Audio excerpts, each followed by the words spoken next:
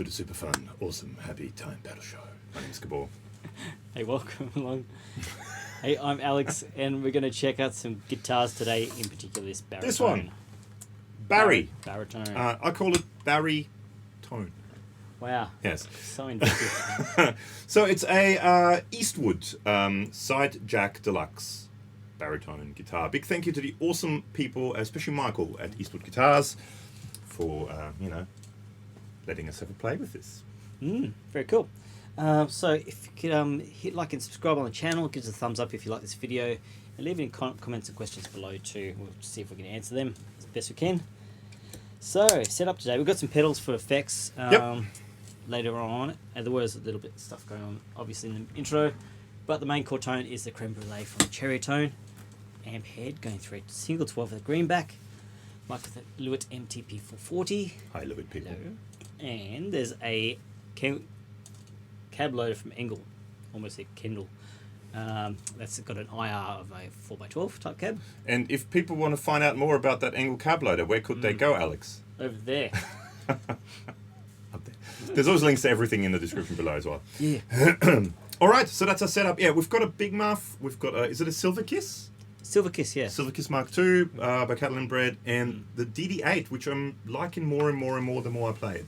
It's pretty fun to play. But boss, just for a bit of ambiance. So the Sidejack DLX, it was my first venture, or is my first venture into the world of baritones. Yeah. I was always kind of umming and ahhing about, I should get a baritone one time just to try it out. Then I got this, and I want more. I really like just the whole baritone thing. And since I got this, actually, I tuned a whole bunch of my guitars at home down. I've got one tuned down to C standard, one drop C, and a whole bunch of different lower tunings, because it's just something about that just. It's not even just for heavy music; just has this kind of weight to it. When you... For more ambient-y kind of stuff, like what I was just doing in the intro.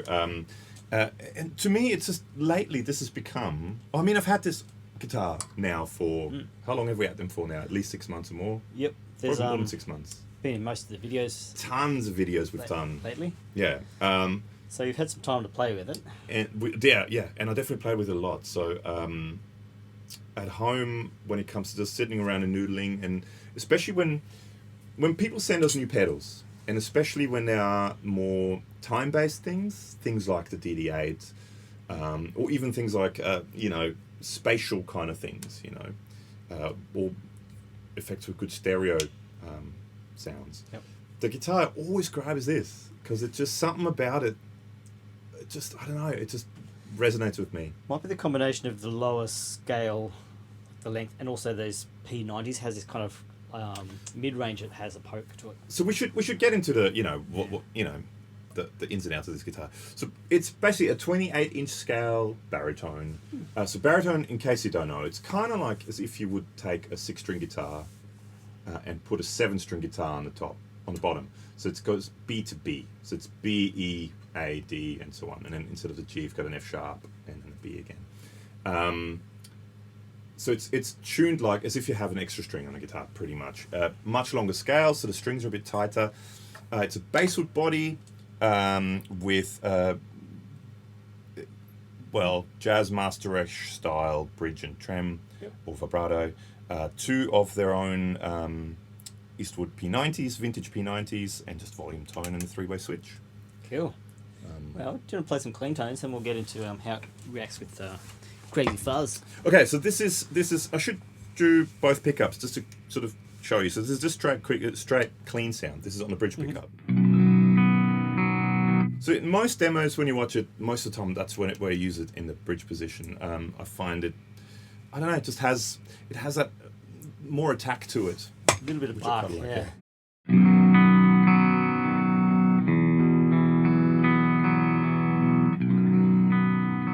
As opposed to neck position, it's massive.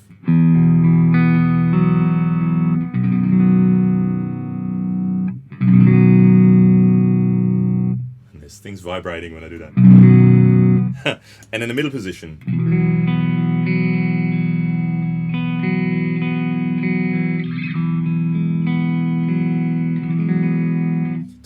position almost has a like an acoustic guitar vibe to it. I do like that middle position sound. It's very, you hear all the notes. It's very, very clean, the middle position.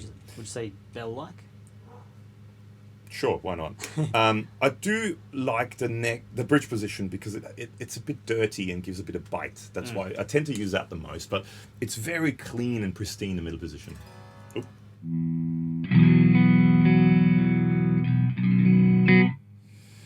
Yeah. Okay, well let's give it a bit of, so in the intro I had a little bit of that Silver Kiss, just not so much drive it, but to just give it a bit of edge-of-breakup kind of, and EQ as well to make it a bit thinner, so it's not so fat.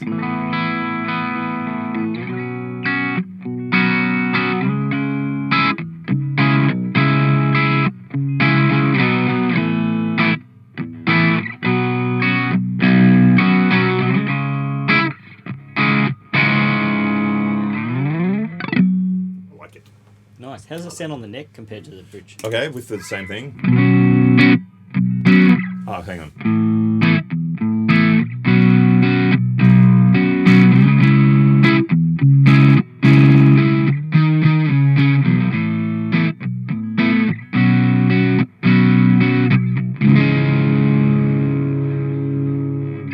It's room-shakingly big. Yeah, the room was shaking while we're doing it. It's not very loud either. So. No, and middle position.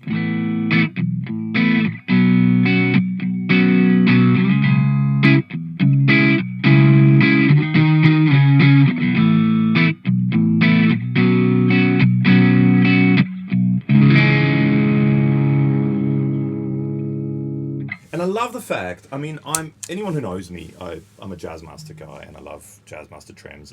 And I love the fact that it has a trem, a baritone with a trem. It's pretty cool, huh? Yeah. That's something I kind of always wanted, a baritone with a trem.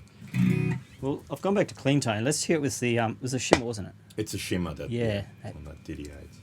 So what I was playing in the intro is that sort of, let's do it on a neck pickup, just to hear the difference. So this is kind of the thing I was playing in the intro. And I had a bit extra push.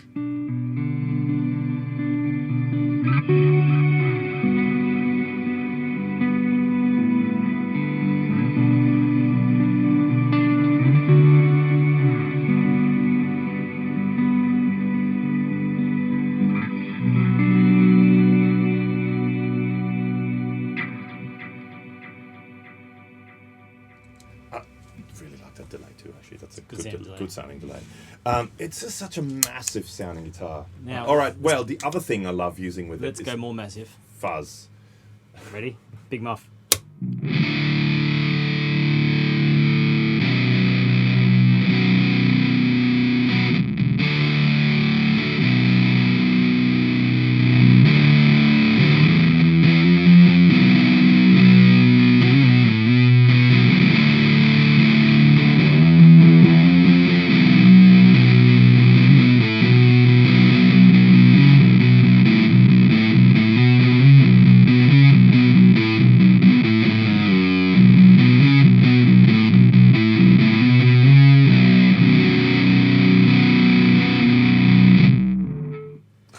Feeding back.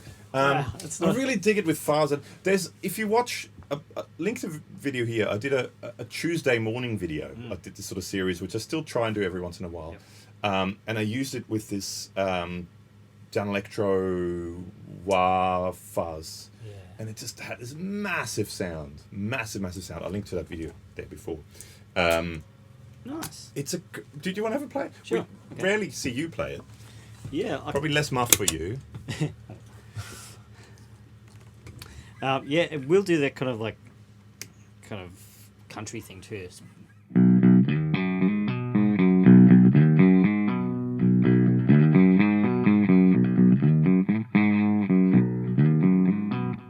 Need some good old slapback, boy. Yeah, boy. And a little bit of attitude from the overdrive, I reckon.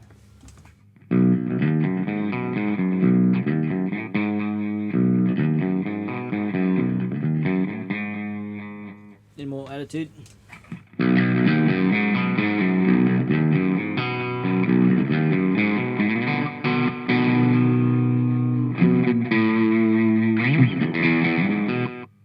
They're a bit harder to bend, yeah, because they're much fatter string.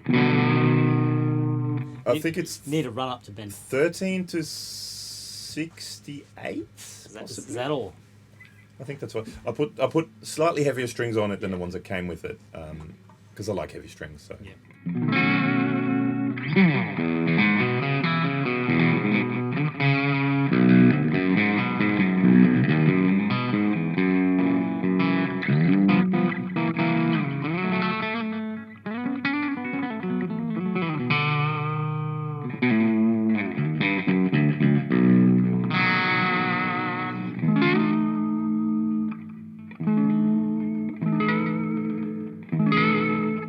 You have to make the weird face when you do the whammy bar. It's in the Bible or something. I don't know.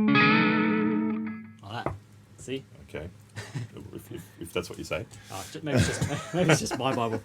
Yeah.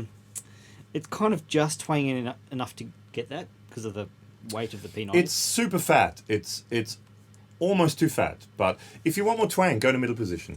Oh yeah. That gives you a bit more twang.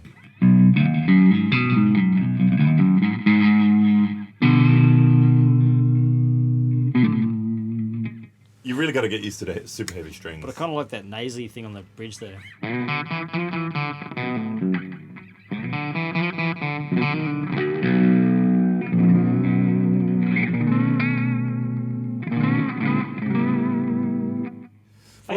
Of course, you got to do that. No, but that's. I think that's why I like the bridge position because it kind of pokes more through in a mix. Yeah. The neck position is just so massively fat. It's more like a solo guitar almost thing. Sure. Where's the El Shimarino? Oh, shimmer. Let's see from this angle, something like that. So if you go to the neck, it could be cool for like more paddy type things.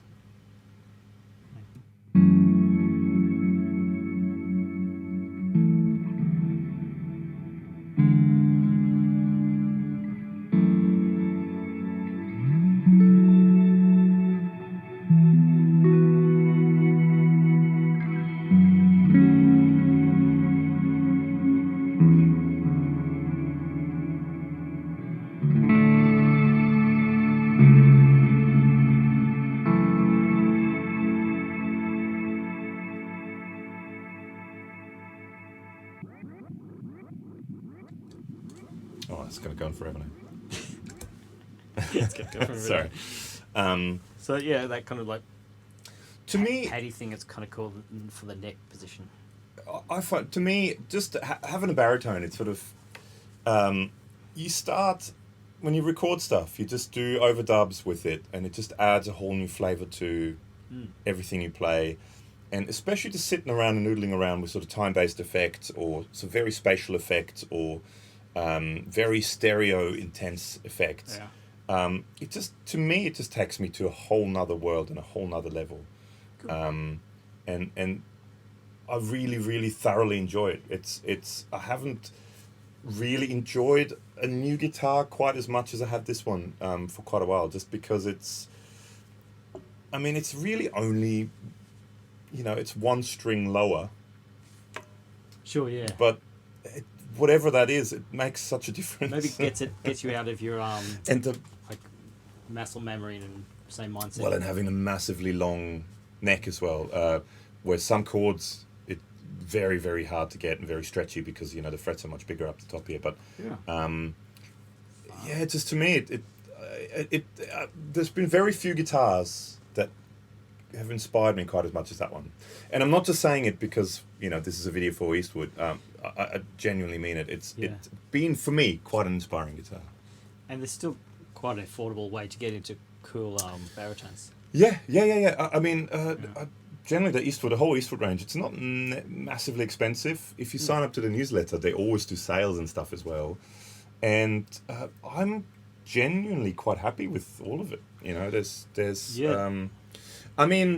Visually they're fun too, which is visually they're fun. Yeah, helps. yeah. I've been I like the sort of 60s Mose Ride vibe. I like the Jazzmaster Trem. I like the P90s.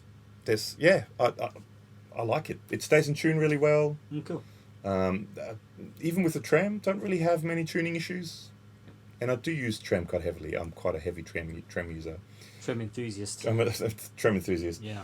Especially since I put heavier strings on it, I found it stayed in Okay. tune a lot better. Sure. Whatever the strings it came with, but I mean, you know, quite often strings that come on a guitar, they may have been on there for a while or tuned up and detuned a few times. So when I put the Stringjoy strings on it, which Stringjoy, I quite enjoy them. Not sponsored by them, but I like the strings. Yeah, so I'm a fan. I'm a massive fan of the old Eastwood. Very cool. Well, thanks for watching. This is going to be another video coming up soon with another Eastwood guitar. Yes, and all the two Eastwood guitars that we've got, both of them you've seen in tons of videos. So I'm going to put a random link to one now. And thanks for hanging out and watching. There's links below to our Instagram, Facebook, our Facebook group chat, and a podcast too, where we chat about all the things gear related we've done and get some guests on occasionally. And thanks for hanging out. Thanks again to Eastwood. Michael at Eastwood Guitars. Big thank you to you. And yeah, see you later.